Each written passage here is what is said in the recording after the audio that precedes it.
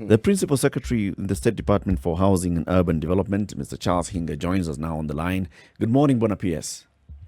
Good morning, Eric, and good morning to your listeners. Thank you very much for joining us, and welcome to the Situation Room again. It's good to have you back on the show. Thank you so much. It's good to be back. Now, we're talking about the BRT system. Recently, you tweeted an update and said a lot of progress has been made. And yes, those that have used Thika Superhighway recently have seen the construction works going on. Just start by telling everybody what's happening right now on Thika Road and what's the bigger plan. So thank you very much. And once again, good morning. So what's happening on Thika Road as we speak is finally, after many studies, after a lot of talk show and so on and so forth, we as a country has taken the bold step to join other progressive nations in putting a bit of order in our, especially our major cities, starting with Nairobi.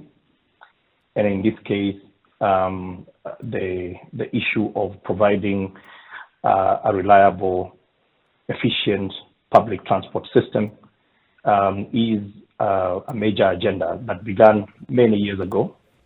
But however, after many studies and benchmarking tours, we decided it is time to get something done. And what we are doing now is what we call an Inception Brt implementation. If you have had a chance to look at our BRT master plan, we have got 5 major corridors, which after the studies and planning has been done, were identified as BRT corridors. We've got line number 1, which is Mombasa, largely Mombasa Road, so from City Cabanas in terms of phase 1, all the way to James Gishuru. That is line number 1. Line number 2 is what we're implementing right now, which is on Thika Road. And phase 1 is supposed to originate from Roiro, and it's supposed to terminate at Bomas of Kenya. Then we have line number 3. Line number 3 starts in Dandora, Njio, via Juja Road into the CBD and goes all the way Ngong Road and terminates at Racecourse. Line number 4 starts at the Mama Lucy Hospital in Eastland, and then come via Jogo Road into the CBD, and then it will terminate at T-Mall. And then lastly, we have got line number 5. Line number 5 is the only one that doesn't come to the CBD, but this one originates from City Cabanas, again, just off Mombasa Road, and terminates on Thika Road at Balozi. So those are the 5 major, what we call MRTS corridors, in other words, mass rapid transit system. Why we call it MRTS is because it is not just buses, but we are also bringing in commuter rail transport system. And that's why we have introduced the DMUs, which now are running, and we've just brought in a new fleet. And we have got 7 lines that have been in the master plan that we are currently implementing. And we are going to implement that progressively. So that overall is our transport master plan within the Nairobi Metropolitan. And it's Nairobi Metropolitan because ultimately we need to connect the 5 counties, because you know that the bedroom for Nairobi is in the outer counties, that is Machakos, Kajiado, Murang'a, and Kiambu. Bona PS, thank you very, very much. I'm CT Muga. What you're saying is music to my ears. I am delighted to hear it. I'm seeing visions of delight when this comes into operation. But the thing that is niggling at the back of my mind is the players we have in the transport system currently, the matatus. Simple question, what are we going to do with them? That's question number 1. Question number 2, is it possible for all these people who are in the matatu industry, they are SACCOs, because they are all in SACCOs. If I look at just the numbers of vehicles that are in these SACCOs, I also think of the investment they've put into it. How can your ministry incorporate these people into this plan so that they also become players in this delightful enterprise that your ministry has embarked on? I anticipated that question because it's probably the most topical question as when you embark on such an ambitious, progressive agenda. And indeed, we preempted this particular issue, and we know that it is an issue if we don't solve, it's going to give us a lot of challenges, partly because it is not in government's, it's not government's business to take people out of business. Now, let me make a couple of pointers before I come and address the question directly. The main, the people who congest our roads is really not matatus per se. Matatus bring congestion through behavior. It's more a behavioral issue. But if you look today at the number of cars, say on Thika Road, the matatu is a fraction of the number of cars on those roads. So what has happened over time is that because we have not provided a reliable and alternative form of public transport, and with a growing middle class and access to buying vehicles, it's become cheaper to buy cars. We import second-hand cars and all those things. So it's very easy for anybody to buy a car today. So you find that in one family, you've got maybe 4 or 5 vehicles on the road. The husband is going different direction, has got a car. The wife is going a different direction. The kids have got their own cars being taken to school. So you find that the people who are actually congesting our roads are you and I, people who use personal vehicles.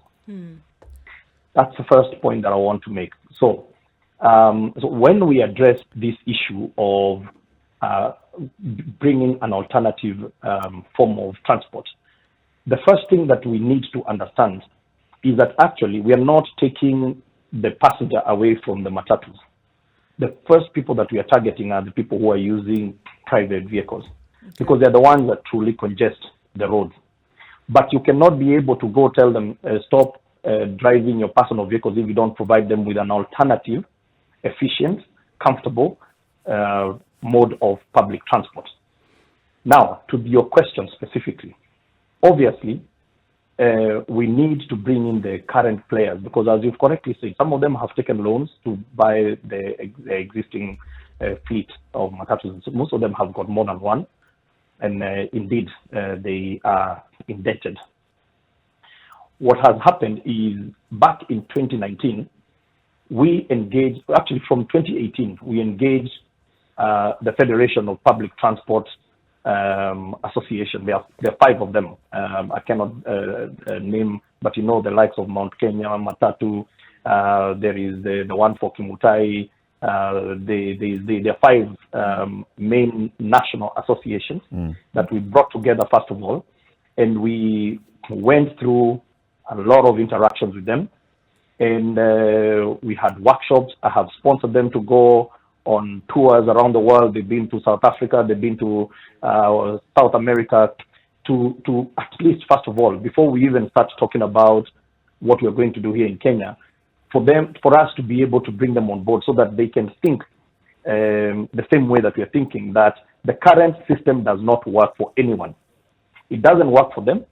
It doesn't work for the Mwananchi, and neither does it work for government. So it's a no-win situation for everyone.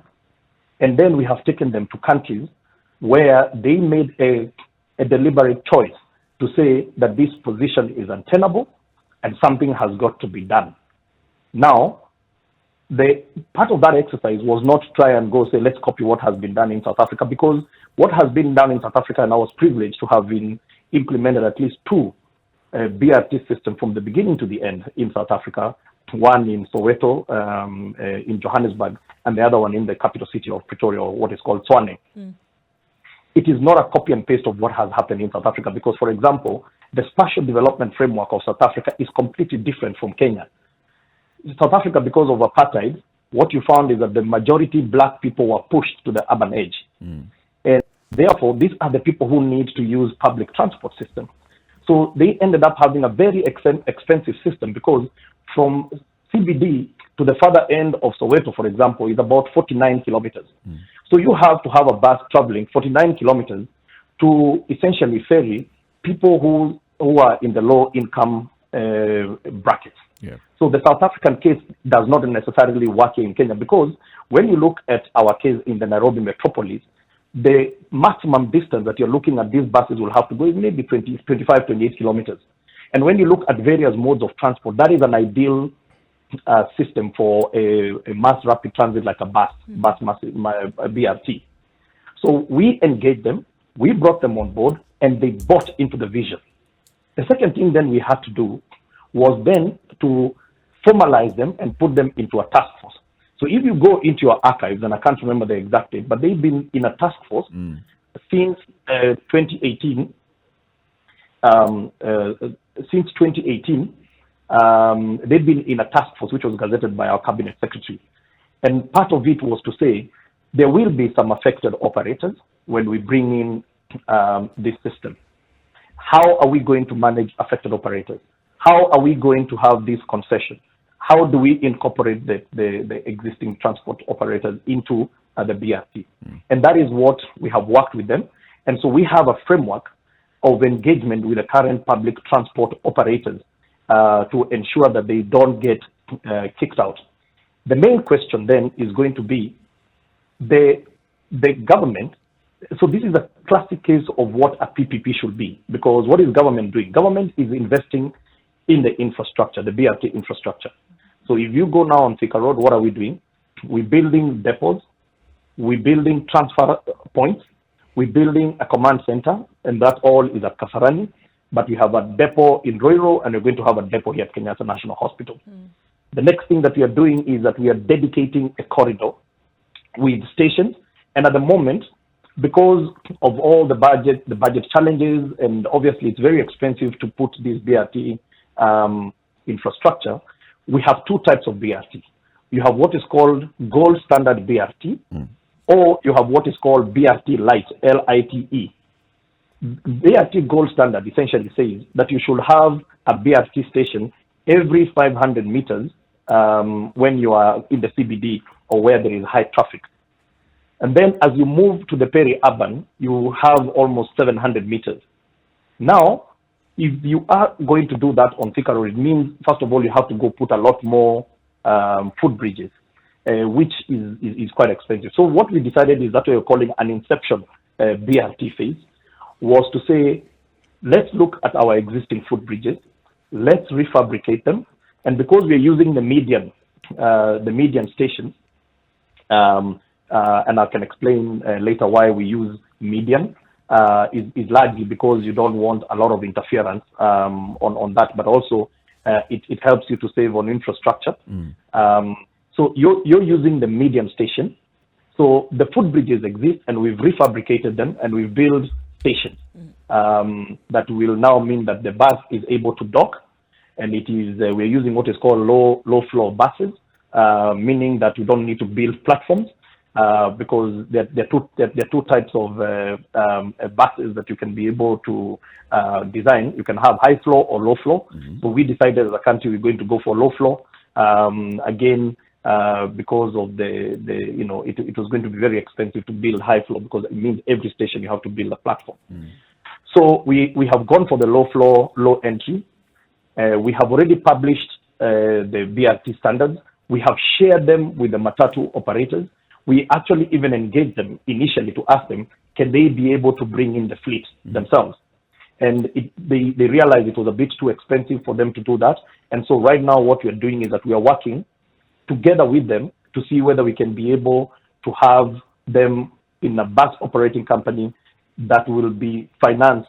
There are so many financiers. Remember, today they themselves are already financed by certain players. So we are talking to those players. We are talking to international players, Right. and that is how we are going to implement that. I know it's a long-winded answer, but that is, I think it's important to get that background. Sure. P.S. This is Ndu.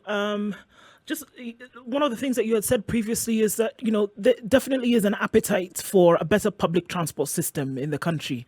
And you said, the issue of, look, how do you convince people to leave their personal cars behind? And I think there is a hunger right now amongst people to say, look, if there was this public service, if there was a public transport system that was working properly, I would not drive my car. And I think we see examples like this with the SGR when it came and was bringing in people from the dormitory towns of Nairobi, Kitengela and such. People were ready to leave their cars at the station and ride the train into the city and then come back in the evening. So I think the truth of the matter is that if people had a service that they could rely on, public transport, they would not use their private vehicles. Neither would they go after this quest to get these huge loans to buy these vehicles in the first place. I mean, look at the appetite, and I'm sure you know this, of other countries whereby it is very rare to see people. It doesn't matter who you are, government official, private sector, everybody's riding the metro because it just makes sense and it's actually a cheaper option.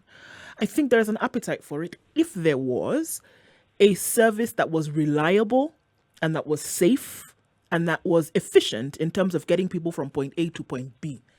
So, and just as you're saying that, has that been taken into consideration that, look, folks are looking for an option that's efficient, it's reliable, it's affordable, and they will leave these vehicles that cause this traffic at home? Absolutely, and you are spot on. And as I said, as a country, we must also, espouse those, what other people in other countries, progressive nations have done. And even for them, it was not easy. And anything that you pioneer, any change, people don't like change. But I believe this is one change that we may disagree on how we're going to do it. We may have different models, and we're very open to various suggestions and so on and so forth. But at the end of the day, a decision has to be made, and sometimes you just have to let the perfect be and not be the enemy of good. So to your question, now if you look at what we are doing in terms of the BRT designs, they are coming together with what we call park and ride facilities. So, for example, if you live in that part of, Thika Road and beyond, Moranga, all the Mount Kenya matatus, we've created a massive, Kasarani is a huge construction site at the moment as we speak, because that is going to be the epicenter of operations on that route. Mm-hmm. So we're saying, look, you can come with your vehicle. If it's a matatu, you can terminate at Kasarani and you get into a bus, which because it's on a dedicated corridor. First of all, you can be able to determine the exact time. There will even be an app. You are able to know that in the next 5 minutes is a bus that will be leaving. So you can go and leave your vehicle at Kasarani. There is going to be security. It is coming together with a whole lot of other facilities. There's a matatu terminus. There's a boda terminus. So in other words, you can come there. If you have your own vehicle, you can leave it there, jump onto a bus, get, say, for example, to CBD. Now, part of the BRT program I'm doing is not divorced from what, say, for example, NMS is doing or Kenya Railways is doing. So there will be buses also that will be operating within a loop in the CBD. So you get, if you terminate at Central Station, you can catch another bus that goes to Westlands and drops you there.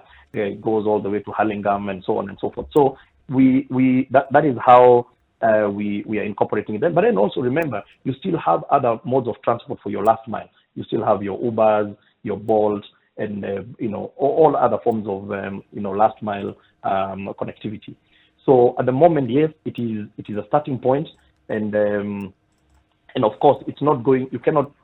Not everything will happen at the same time. But the way we have done this system planning is to ensure that if you have a personal vehicle, you can have a secure place you can leave it. You go on your biashara, and then also when you get onto that BRT, there is security.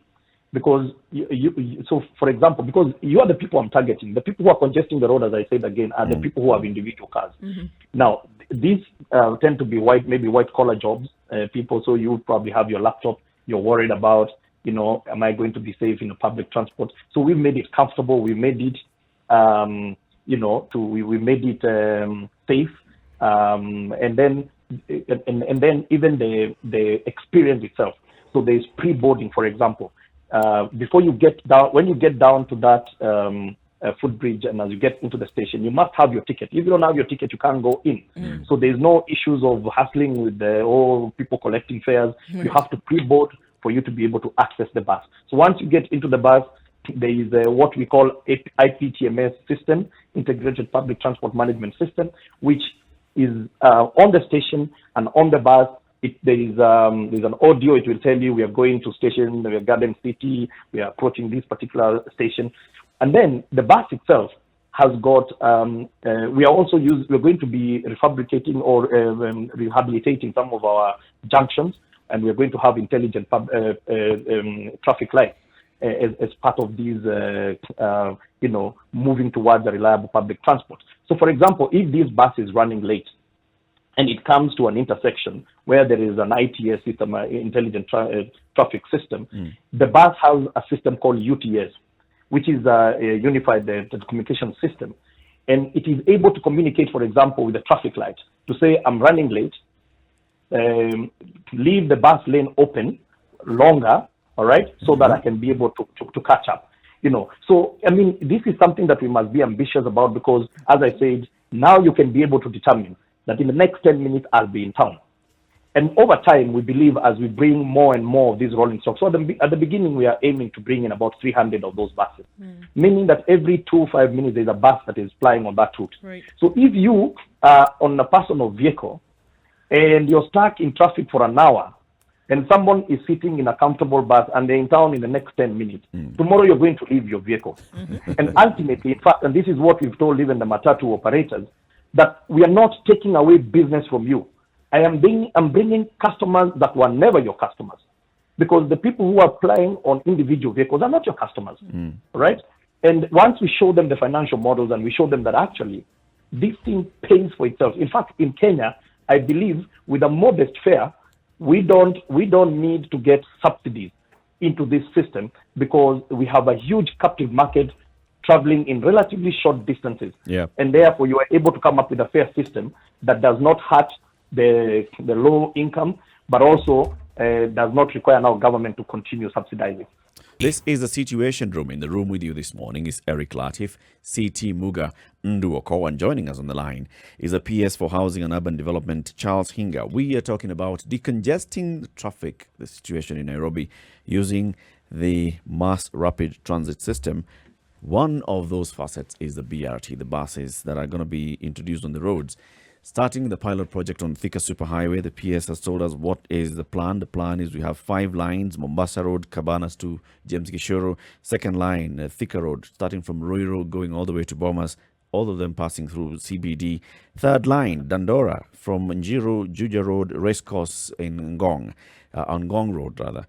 The fourth line is from Mamalusi through Jogo Road to Timol. And the fifth line is from City Cabanas, not going through the CBD, but going towards Thika Road, terminating at Balozi. So, but as PS, what is currently being worked on is that line on the Thika Superhighway. And this is the one that's supposed to go all the way to Bomas. So what happens after it gets to the CBD? Now that we know, what route is it going to use to go to Bomas? So at the moment, what we decided to do was what I'm calling the Inception Phase. So it begins in Ruiru, and the first phase will terminate at Kenyatta Hospital. Then the full phase of phase 1 then will be implemented thereafter. And why was that important?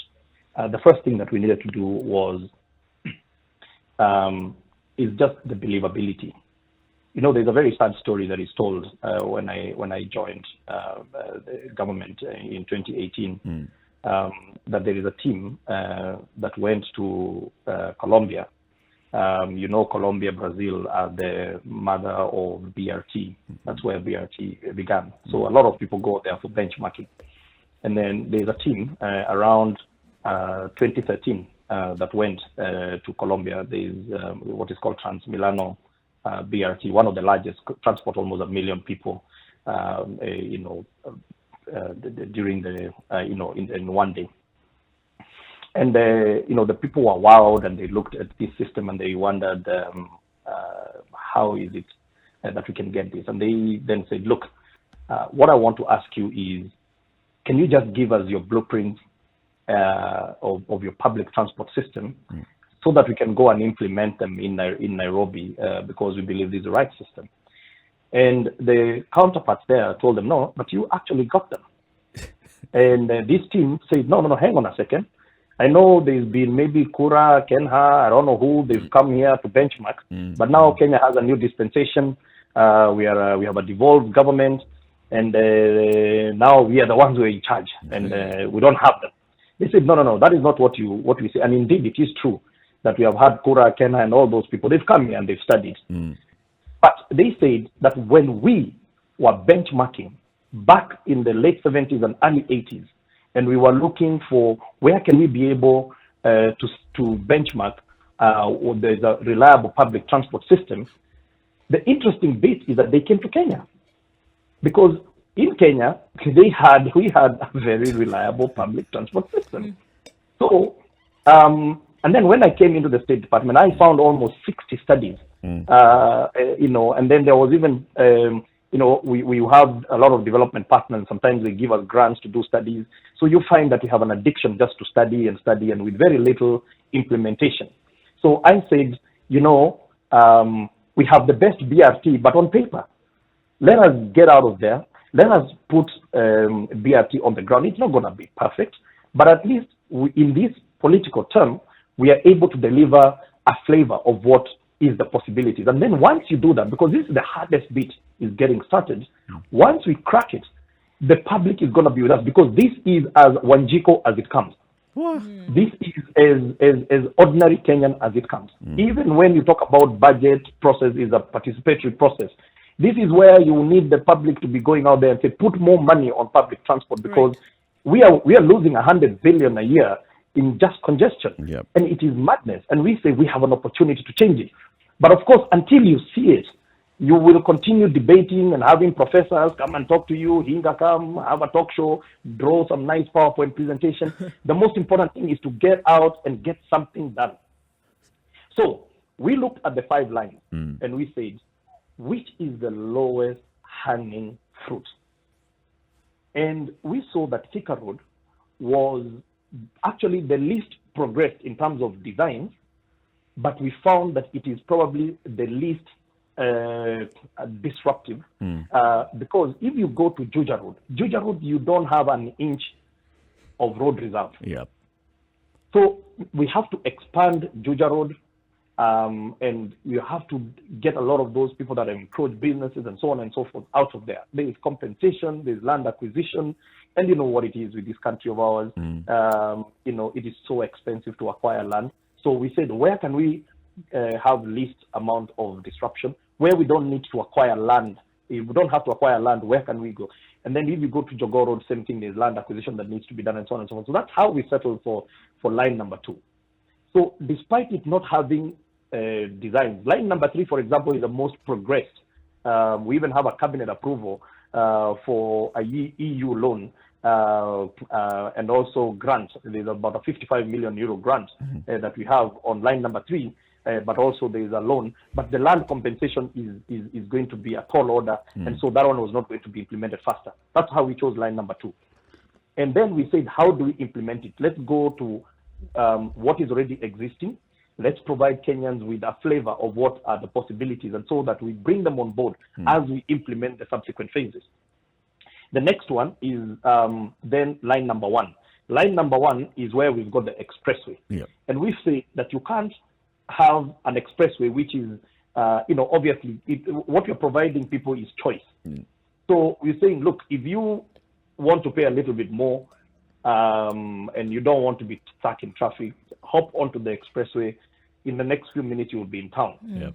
But we've said that then when you leave people below, and where we still think the majority of Kenyans will be, who are still price and cost sensitive, we need to provide them with another alternative. And that is why we've said that below the expressway, we are going to have a BRT.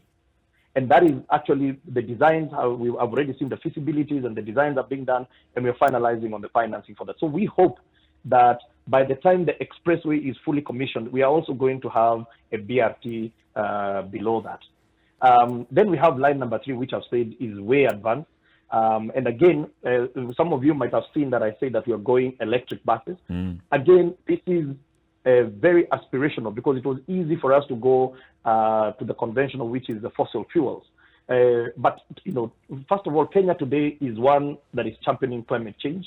Our president, Colombia, and I think France are leading in climate change conversation. So we need to also put our money where our mouths are. We cannot be talking about climate change and then we go and double down on more fossil fuels. Yeah. And then even today, to get green financing, it's cheaper to do that.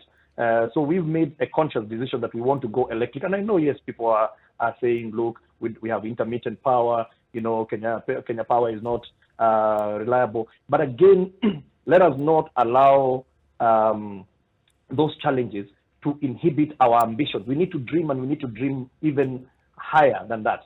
And let's fix those issues because they are fixable. You know, the reliability in terms of power. We have a task force at the moment that brings in the energy. They've given us assurance that they will be able to give us a dedicated, power supply to ensure that we have a reliable power. And then, what do you think is going to happen?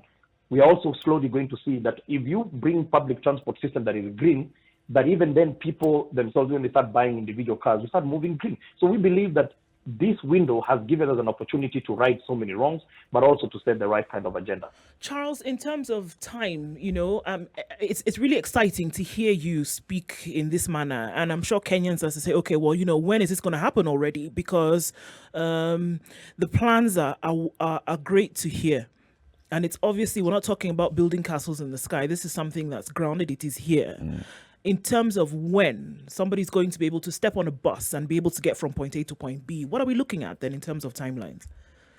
So in terms of timelines, we had set for ourselves February next year is when now we will have these buses running. The only curveball to that is so the infrastructure will be completed by then. The part that we need to sort out very quickly, and we are trying to sort it out, is the procurement of the concessionaire who is going to bring in the buses and is going to fly those buses, is going to operate those buses. Now, from the day we advertise, we estimate that we will have about 2 months of a procurement process, which is through a PPP. And then from then, we will have 9 months. 9 months where you're able to place orders. Because remember, these buses are not like you go to Toyota Kenya today and just buy a Prado. They still need to be built, and there's about a lead time of about 9 months.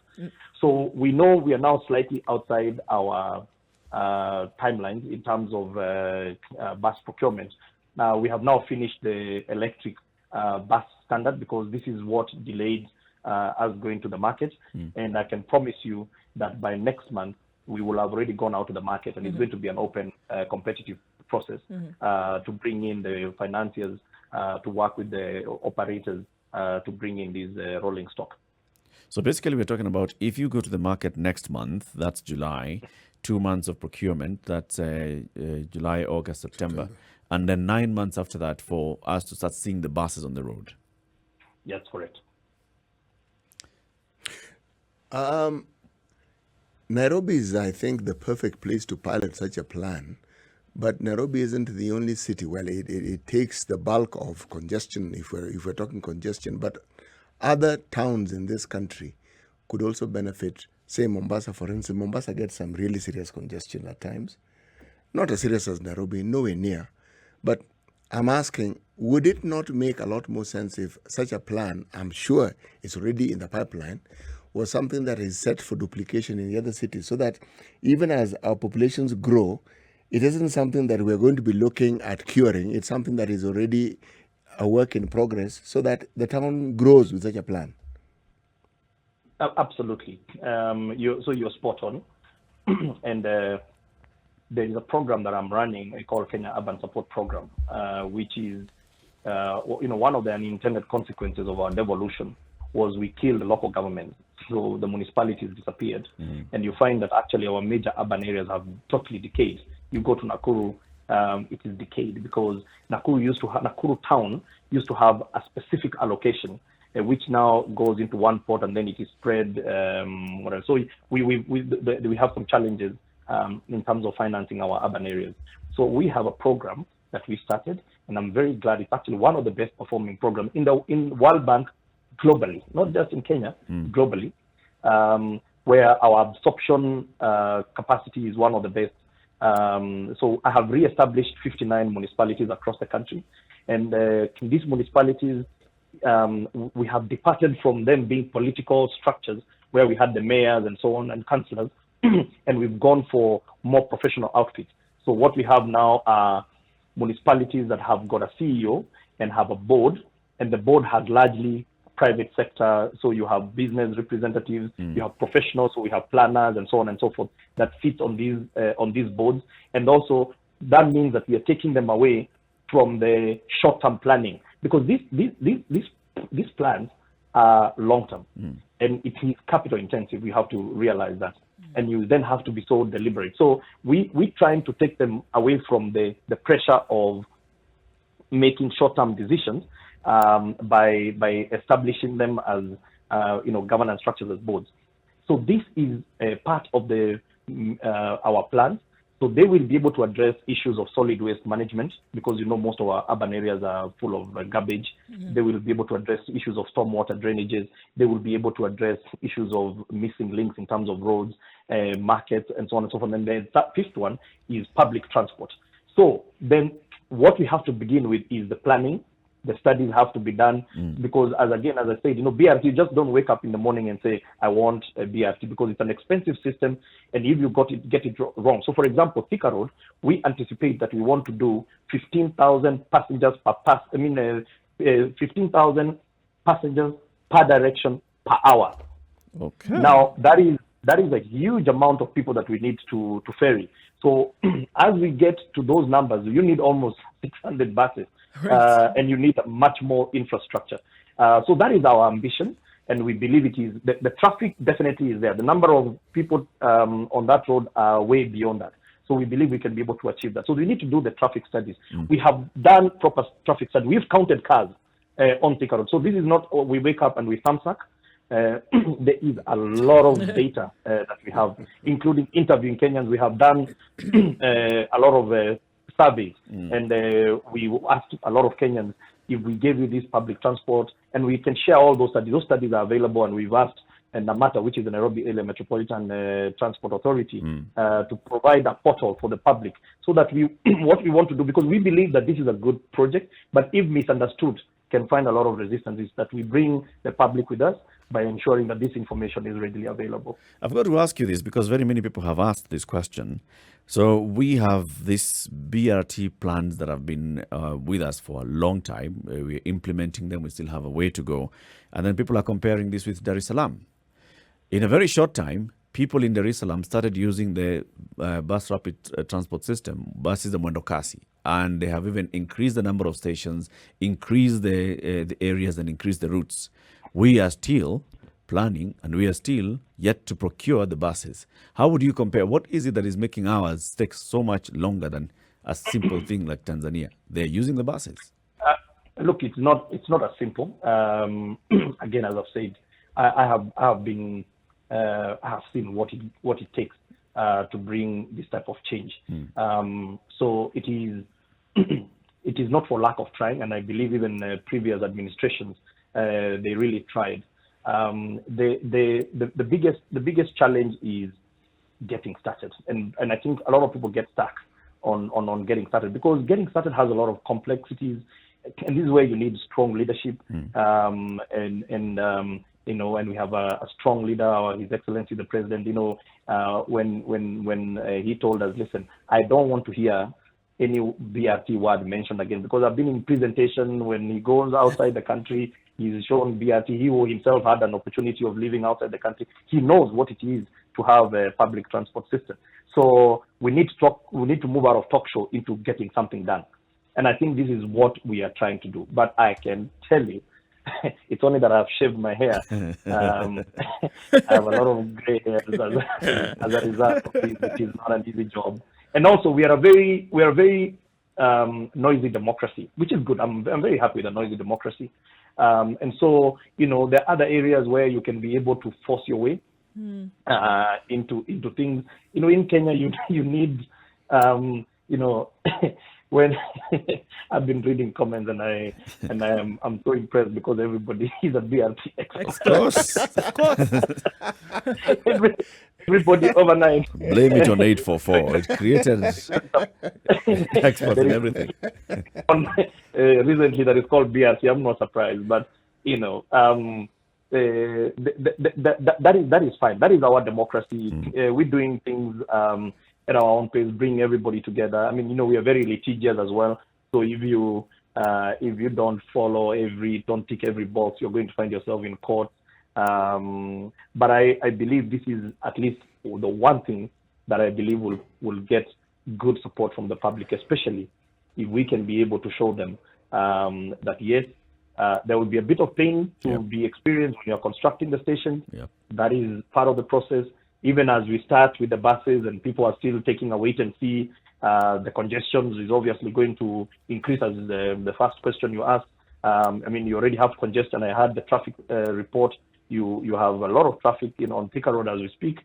But I believe as we provide more and more rolling stock and as we provide these alternatives, it is a small price to be paid for us to be able to attain that mid-income society where you don't have to spend all your money in paying for petrol that you don't need to, wasting productive time. You have to wake up at 4 a.m. to be in the office early or leave late to be,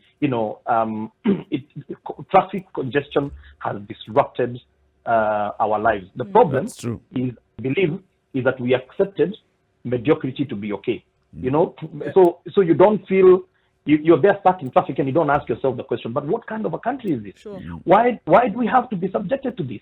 Because now you made a plan. I wake up at 4. That is how I beat the traffic. And you shouldn't have to.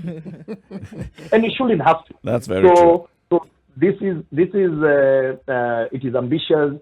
It is progressive, and I believe we're a progressive society. But also Kenyans, they're very skeptical until they see it.